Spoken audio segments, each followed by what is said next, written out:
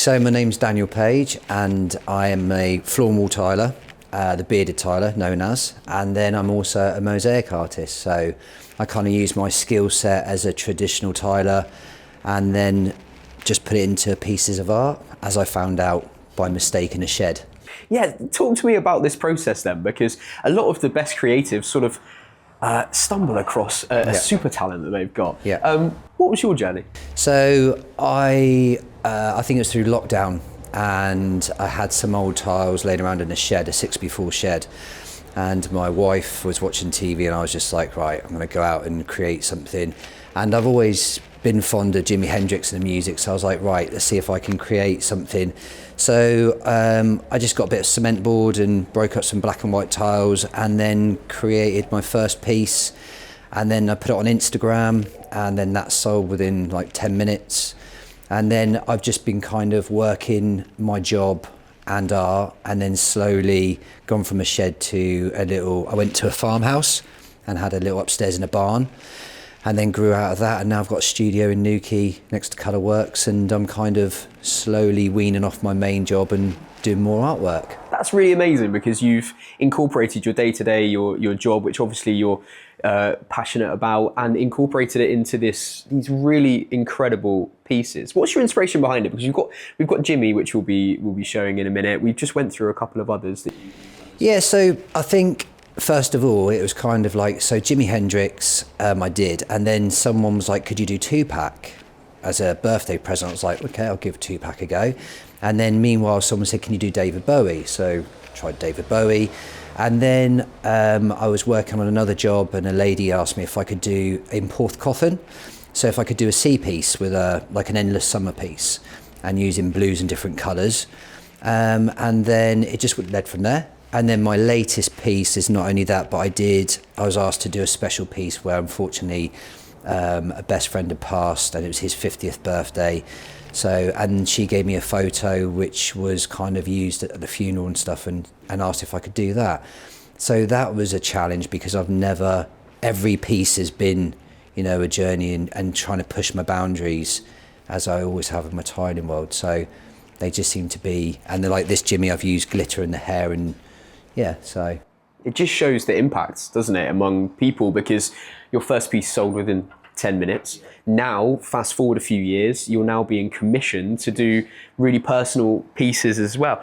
Did you ever think this was going to happen in the shed all those years back? No, I didn't at all. It's weird, because people ask me and I'm like, I don't know. It wasn't like I went, right, I'm going to become a mosaic artist. I just kind of just fell upon it and was like, and it's just gradually taken, and just kind of moved on. And now, yes, I'm very lucky that people have asked me, and it's kind of a privilege as well to be asked commissioned to do pieces. And they're so delicate, aren't they? Each piece is so unique as well. The different sizes, the hand carved pieces. How much work goes into these? So the last piece I did, for example, took me 312 hours. It's not like an everyday job, because obviously when you're that close, I'm that close to it, a few hours I have to take a break, because it's a complete different mindset. But it's a lot of work. There's a lot of, I guess for me as a tiler, because I've always used joints and, spacers, I'm not like a normal mosaic artist where there's quite a few bits and you just fill it in with grout. For me, my OCD, it has to be quite, a certain joint size. But then I can also, like with the Jimmy, I wanted to create volume in the hair. So instead of just smashing tiles and cutting squares, I kind of went for a round, odd shape to try and give the hair volume. And you said now that you're based out of a studio in Newquay.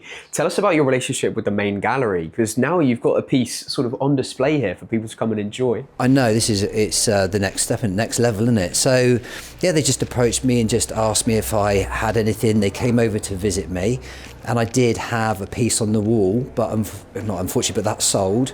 So they asked me if I could get a piece ready for the opening, and I was like, yeah, what do you want? And we talked about colours, and I was like, right, I'll go for it.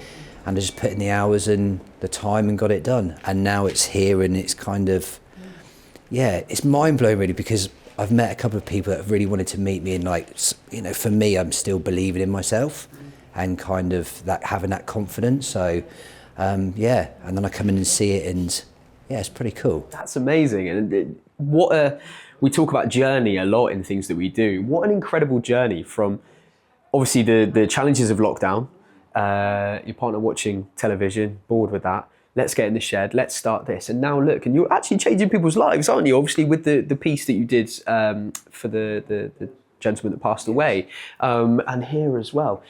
What's next?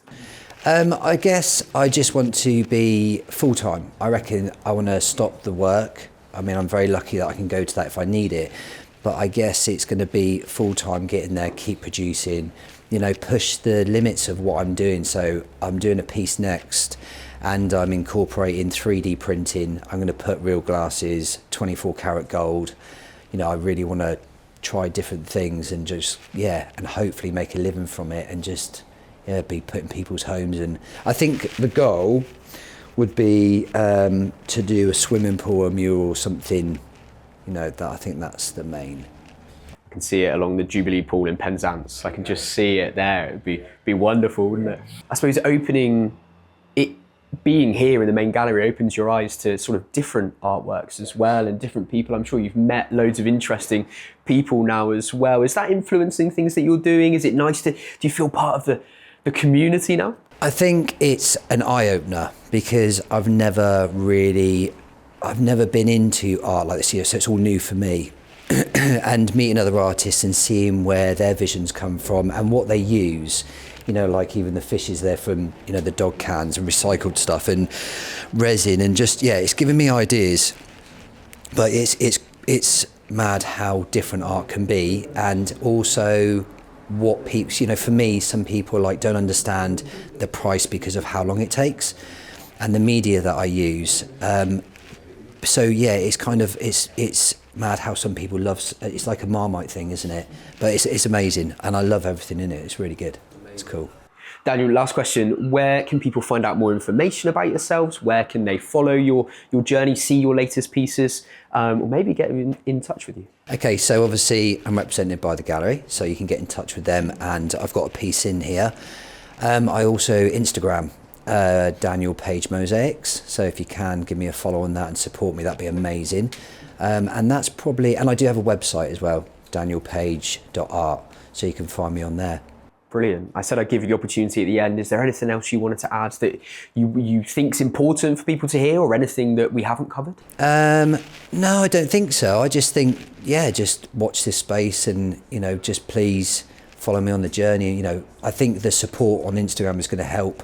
I just need that kind of exposure and just kind of get out there to people and show them what I do. So I look forward to showing you my new pieces that are in progress and what's in the future.